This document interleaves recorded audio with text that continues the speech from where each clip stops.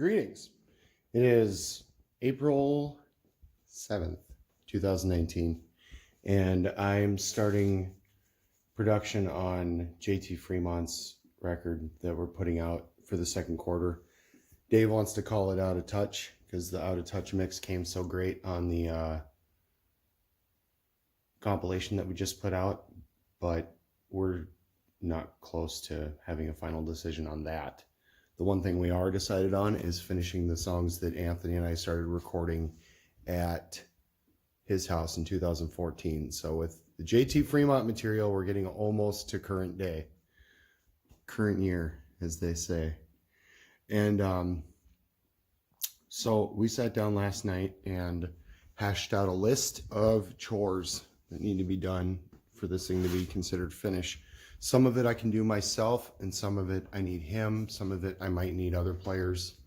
We're not entirely sure yet, but we have the deadline of having this out by the end of the second quarter, which it's the beginning of April now, end of June. It's time, but things don't get done if you're not making progress. So, got my list, and I'm starting on Adrift. I'm just going to do videos of the shit that I'm doing. I don't know how much of the stuff Jake in studio. I mean, I'd like to get more of it. I'd like to get everybody that gets involved and, you know, really document what's going on with this well, because it drives me nuts that I have these records that I love so much that there's literally not even a picture of the band in the studio. And it's current year, people. We should be able to put this stuff into some format that people in the future can watch and enjoy. So for Adrift, what we have for notes is that he wants something percussive. He's talking bongos. Tyler's got a djembe, stuff like that. I really want to record those instruments. My idea with what I have to work with here is the drums with the snare off. So I went ahead and turned the snare off and seen how it sounds. I think the tone is good. But, you know, even with the snare off, it's still pretty loud. And I just don't know if that's what he's going to go for. So he mentioned hot rods on a different song. I started digging through this bag that Anthony left here like forever ago. It's got a ton of percussive fun things to play with that we never do. And I found two items that I think are going to really trip Jake's trigger. And I don't think I'm going to tell him about it until I send him the mix. But we've got freaking metal brushes.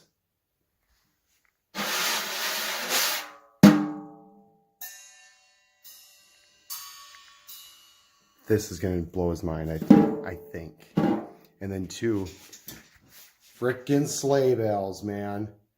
I found a little string of sleigh bells, and so I attached it to the, can you see it? Yeah, there it is.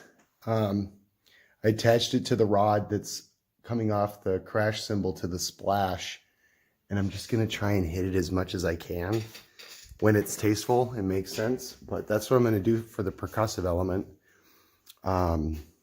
This has already got bass and some lead guitar and some xylophone, and we did a lot to this one. He mentioned he thought this should be the opener, so I think that's cool. He said the mix is very close. He wants to do some guitar slaps. I don't know what he really has in mind for that, so I'm gonna put that on his list of his thing that he needs to do when we come and do that. There's only one other thing that I really want to do.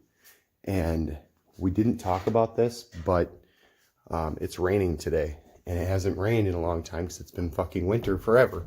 So I'm kind of thinking I'm going to run a microphone from downstairs up into my lovely parlor here. And I'm going to open all these windows up. And I'm just going to get atmosphere for like 2 minutes. You know, and just pick the best section and have it at the very beginning before the guitar starts and at the very end maybe. There's not going to be any thunder. It's not going to be loud, but it's just the birds are out.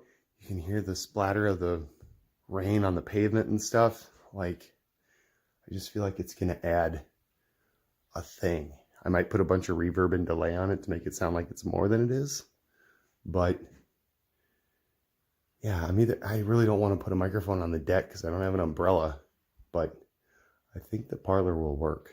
So yeah, that's basically all I'm going to do to Adrift. The mix sounds really good the way that it was back in 2014.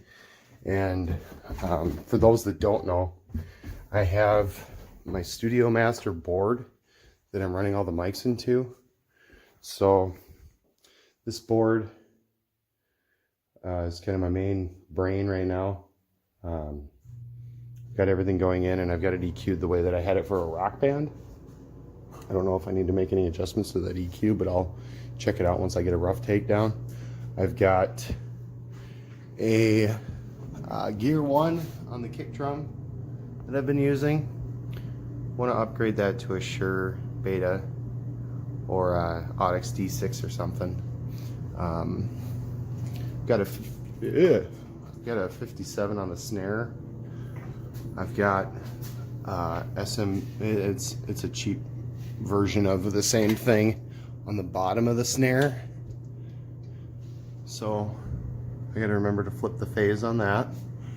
I've got the CADs on each tom as usual, and I've got the Audix condensers as overheads.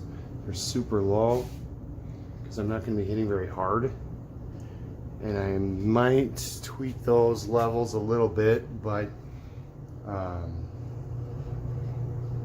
yeah, that's pretty much what I'm gonna do for Adrift. And I'll take a couple more videos when I'm mixing a little bit or whatever. And I should say those drum mics are running into the Tascam because my interface only has 2 channels, and I haven't bought the bigger interface that I want yet, but this does work well. From there, we're going to Logic. So I've just got the mix queued up the way that it is because all the files are separated in another session, and I'd have to transfer it over. We were using a different program back then, and I don't know if everything's going to line up the way that it would, or how long it would take to even get it synced and then mixed to sound this good. So we've kind of said, let's just work with the mix as it is and add to it instead of stripping it and whatever. So we'll see how that goes. If it makes it better, it makes it better. If it doesn't, it doesn't. But yeah, let's do this.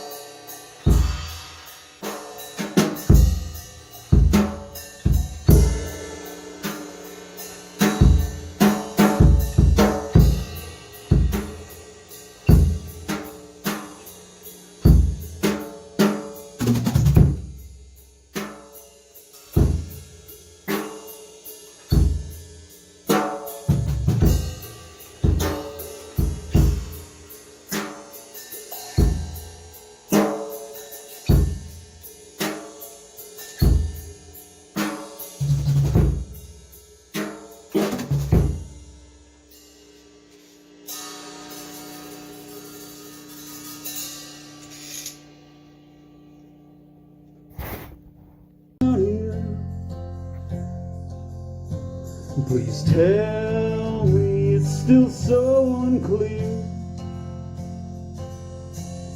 And how long have we waited here?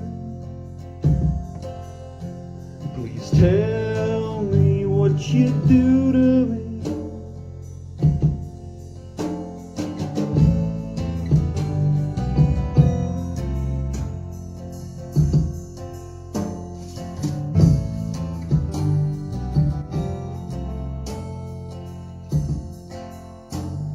Spin me round, around we go, adrift in what we still don't know. So this is the drum mix straight from the Tascam, and it sounds really freaking clean. The kick is super loud, which I expected it to be, but I can adjust that once I get the files transferred. I don't know if I nailed it as far as the take goes, but I might be able to edit it so it's usable. The cool thing is that I've never recorded with brushes, and I've also never recorded with the snare off. So yeah, and I think it helps the track too. I'm gonna pass on the rain idea right now just because I don't hear it very loud upstairs. When I'm going up there now, it seems like it's stopped. But this is a little taste of what we're getting into with the JT Fremont record coming out.